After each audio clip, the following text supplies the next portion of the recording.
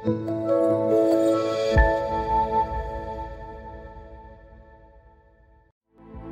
ربي إني أسألك العفو عني ولم يخب فيك ظني. Bismillahirrohmanirrohim. Alloh taologa bitmas tuganmas hamd va sanolar bo'lsin. Payg'ambarimizga mukammal va batamom salovat va durudlar bo'lsin.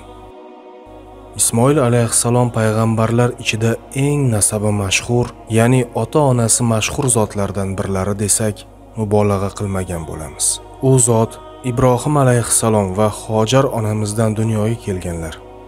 Ismoil alayhissalom o'z zurriyotlari ichidan Muhammad sallallohu alayhi va sallam chiqqanliklari bilan ham mashhurdirlar. Shunday qilib, Ismoil alayhissalom ota tarafdan ham, farzand tarafdan ham o'zlaridan ko'ra mashhur zotlarga bog'lanadilar. Ismoil alayhissalomning tug'ilishlarigacha bo'lgan voqealar yuqorida Ibrohim alayhissalomning tarixlari bayon etilgan sahifalarda keltirildi. Ushbu o'rinda ularning qisqacha bayonini yana bir bor keltiramiz. Ismoil alayhissalomning onalari Hojar misrlik bo'lib, o'sha yerning podshohi tomonidan Sora onamizga, u kishi tomonidan esa erlari Ibrohim alayhissalomga hadya qilingan edilar. Alloh taoloning va'dasiga binoan qartayib qolgan Ibrohim alayhissalomdan homilador bo'lgan Hojar onamizdan Ismoil alayhissalom dunyoga keldilar. Keyin oilaviy sabablarga ko'ra Alloh taoloning hikmati asosida Ibrohim alayhissalom go'dak Ismoilni onasi bilan birga o'simliksiz cho'lda qoldirib ketdilar. Qaytib ketayotib, Ibrohim alayhissalom o'zlarining mashhur duolarini qildilar. Keyin nimalar bo'lganini payg'ambarimiz alayhissalomning hadis-i shariflari orqali o'rganamiz. Ibn Abbos roziyallohu anhu dan rivoyat qilinadi. Ayollardan birinchi Ismoilni olib kelib, Baytullohning yoniga, ulkan daraxt oldiga, masjidning tepa tomonidagi Zamzamning ustiga tushirdilar. Hojar uni emizar edi. U paytlar Makka da na odam, na suv bor edi. Ikkovlarini o'sha yerga tushirib, oldilariga bir xalta xurmo va bir suvdonda suv qo'ydilar. So'ng Ibrohim yo'lga tushmoqchi bo'lib, ortlariga otlangan edilar. Ismoilning onasi unga ergashib, "Ey Ibrohim, bizlarni na bir inson, na biror narsa bor bu vodiyga tashlab qayerga ketyapsiz?" dedi. U buni unga bir necha marta aytdi. Ibrohim alayhissalom esa unga qaramay turib oldilar. Hojar unga, "Buni sizga Alloh buyurdimi?" dedi. U kishi "Ha" dedilar. Hojar, "Unday bo'lsa, u zot bizni zoya qilmaydi", deb so'ng ortiga qaytdi. Ibrohim alayhissalom yo'lga tushdilar. Nihoyat ular ko'rmaydigan joyga, dovonga yetganlarida bayt sari yuzlandilar. So'ng qo'llarini ko'targancha ushbu so'zlarni aytib duo qildilar. Robbimiz, haqiqatda men o'z zurriyotimni Baytul Haroming yoniga, giyohsiz vodiyga joylashtirdim. Robbimiz, namozni to'kis ado etishlari uchun o'zing odamlardan ba'zilarining qalblarini ularga talpinadigan qilgin va ularni mevalardan rizqlantirgin. Shoyat shukr qilsalar. Hojar Ismoilni emizib, haligi suvdan icha boshladi. Nihoyat suvdondagi suv tugab, chanqay boshladi. O'g'li ham chanqadi. Hojar uning qiynalayotganini ko'rib, bunga qarab turishga chiday olmay yura boshladi. Safoning o'sha yerda o'ziga eng yaqin tog' ekanini ko'rib, uning ustiga chiqib turdi. So'ng biror kishini ko'rib qolarmikanman degan ilinjda vodiyga qaradi, biroq hech kimni ko'rmadi. Safodan tushdi. Nihoyat vodiyga yetganida ko'ylagining tagini ko'tardi-da, og'ir ahvolga tushgan insonning yugurishidek yugura ketdi. Shu tarzda vodiydan o'tib ham ketdi. Keyin Marvaga kelib, uning ustiga chiqib turdi va biror kishini ko'rib qolarmikanman deb qaradi. Biroq hech kimni ko'rmadi. 7 marta shunday qildi. Nabiy sallallohu alayhi va sallam odamlarning shu ikkisi Safo, Marva orasida say qilishlari shundan deganlar. Marvaning ustiga chiqqanda bir ovoz eshitdi. O'ziga o'zi jim tur dedi-da, quloq tutdi. Yana eshitdi. Hojar, eshittirib bo'lding. Agar senda biror yordam bo'lsa ko'rsat, dedi. Qarasa, Zamzamning o'rnida bir farishta turibdi. U tovoni bilan yoki qanoti bilan kavladi. Nihoyat suv chiqdi. Hojar uning atrofiga qo'li bilan tuproqni uyib, hovuz qila boshladi. So'ng suvdoniga suvdan hovuchlab quya ketdi. Har hovuchlab olganidan so'ng u otilib chiqar edi. Nabiy sallallohu alayhi va sallam Alloh Ismoilning onasini rahmatiga olsin. Zamzamni qo'yib berganida edi yoki suvdan hovuchlab olmaganida edi, Zamzam oqar buloq bo'lar edi, degan edilar. U undan ichib bolasini emizdi.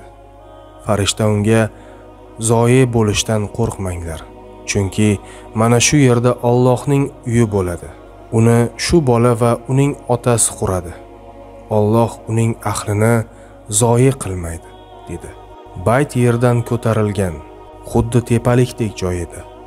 Sellar kelib, uning o'ngidan va chapidan yuvib ketardi. Hojar ana shu ahvolda ekan, uning oldiga Jurhum qabilasidan yo'lovchilar yoki Jurhumdan bir oila desak ham bo'ladi, Kado yo'lidan yurib kelib qolishdi va Makkaning pastiga tushishdi. Ular osmonda doira chizib parvoz qilayotgan qushni ko'rib qolishdi. Shunda bu qush suvning ustida aylanyapti. Aniq bilamizki, bu vodiyda suv yo'q deyishdi. Bir yo ikki chopar yuborishdi. Borib qarasa, suv bor. Ortga qaytib ularga suvning xabarini berishdi. Shunda barchalari suvga kelishdi. Ismoilning onasi suv oldida edi. Ular, yoningizga tushishimizga izn berasizmi, deyishdi. U, ha, lekin suvda sizlarning haqqingiz yo'q, dedi. Ular xo'p deyishdi. Nabiy sallallohu alayhi va sallam Ismoilning onasi uns ulfat istab turganida uni uchratdi deganlar. Ular o'sha joyga tushib, o'z ahllariga odam yuborishdi. Ular ham birgalikda kelib tushishdi. Natijada bu yerda ulardan ko'plab oilalar paydo bo'ldi. Bola ulg'ayib, ularni o'ziga rom qildi. Voyaga yetgach, uni o'zlaridan bir ayolga uylantirib qo'yishdi. Keyinroq Ismoilning onasi vafot etdi. Ismoil uylangach, Ibrohim alayhissalom o'zlari tashlab ketgan kishilarni ko'rgani kelib, Ismoilni topmadilar. Ayolidan uni so'radilar. U, biz uchun rizq izlab chiqib ketganlar, dedi. Keyin undan tirikchiliklari va ahvollari haqida so'ragan edilar. Biz yomon ahvoldamiz, tangchilik, qiyinchilikdamiz deb shikoyat qildi. U kishi, ering kelsa unga salom ayt. Yana aytginki, eshigining ostonasini o'zgartirsin, dedilar. Ismoil kelgach, nimanidir sezgandek bo'ldi. Biror kishi keldimi, dedi. U, ha, shunday bir chol keldi. Bizdan siz haqingizni so'ragan edi, unga aytdim. Tirikchiligimiz qandayligi haqida so'ragan edi, mashaqqat va qiyinchilikda ekanimizni aytdim, dedi. Senga biror tavsiya aytdimi, dedi u. Ha, sizga salom aytishimni buyurdi. Aytdiki, eshigingizning ostonasini o'zgartirar ekansiz, dedi. O'sha mening otam edi. Menga sendan ajralishimni buyuribdilar. Aqlingga boraver, dedi-da, uni taloq qilib, o'sha qavmdan yana boshqa ayolga uylandi. Ibrohim alayhissalom ulardan uzoqda Alloh xohlagancha yurdilar. So'ng ularning oldiga keldilar, biroq uni topmadilar. Ayoliga uchrab, o'g'li Ismoilni so'radilar.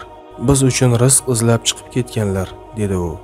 O'zlaring qandaysizlar deb undan tirikchiliklari va ahvollari haqida so'radilar. U, yaxshilikda, kengchilikdamiz, dedi va Allohga hamd va sano aytdi. Yeguligingiz nima, dedi. Go'sht, dedi. Ichimligingiz nima? Suv, dedi. Allohim ular uchun go'shtga ham, suvga ham baraka ber, dedilar.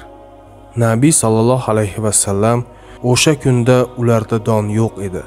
Agar bo'lganida ular uchun unga ham duo qilgan bo'lar edi deganlar. Shu bois Makkadan boshqa yerda biror kishi faqat shu ikkisini go'sht va suvni olsa, bular unga mizojiga to'g'ri kelmaydi. Ering kelsa unga salom ayt va tayinlaginki eshigining ostonasini mahkam qilsin dedilar. Ismoil kelgach, biror kishi keldimi dedi. Ayoli, ha, bir xush surat qariya keldi. Ya'ni uni maqtadi. Mendan siz haqingizda so'ragan edi, unga aytdim. Mendan tirikchiligimiz qandayligi haqida so'ragan edi, unga yaxshilikda ekanimizni aytdim dedi. Senga biror tavsiya aytdimi dedi. U, ha, sizga salom aytdi.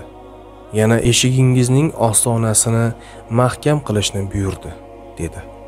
O'sha mening otam. Ostona sensan. Menga seni mahkam tutishimni buyuribdilar dedi u.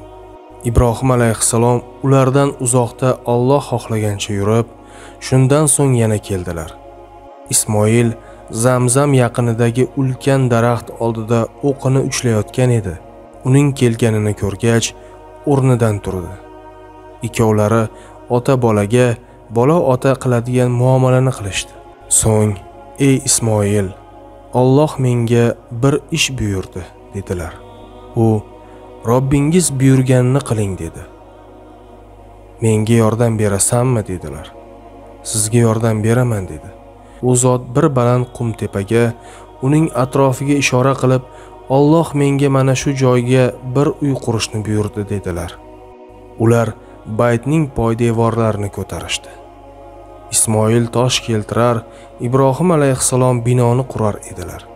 Nihoyat bino ko'tarilgach, Ismoil mana shu toshni olib kelib, u zot uchun qo'yib berdi. Ibrohim alayhissalom o'shaning ustida turib qurar edilar. Ismoil esa u kishiga toshni olib berib turar edi. Ikkovlari, "Robbimiz bizdan qabul et. Albatta, sen eshitguvchisan, biluvchisan" deyishardi. Ular baytni aylanasiga qura boshlashdi. Buxoriy sahihida rivoyat qilgan. Ismoil alayhissalom o'zlari yashab o'tgan joylardagi xalqlarga payg'ambarlik qildilar. U kishi 12 o'g'il va bir qiz farzand ko'rdilar. Muhammad sallallohu alayhi va sallamning nasablari ham Ismoil alayhissalom bilan tutashadi. Ismoil alayhissalom yolg'iz qizlarini ukalarining o'g'li Is ibn Ishoqqa turmushga berganlar. Ismoil alayhissalom bir rivoyatga ko'ra 137 yil umr ko'rganlar va vafotlaridan so'ng onalari Hojarning yonlariga Ka'ba hijri, ya'ni oysimon poydevori ichiga dafn qilinganlar. U zotga Alloh taoloning salovat va salomlari bo'lsin. Ya Rabbi, ya Rabbi, inni as'aluka al-'afwa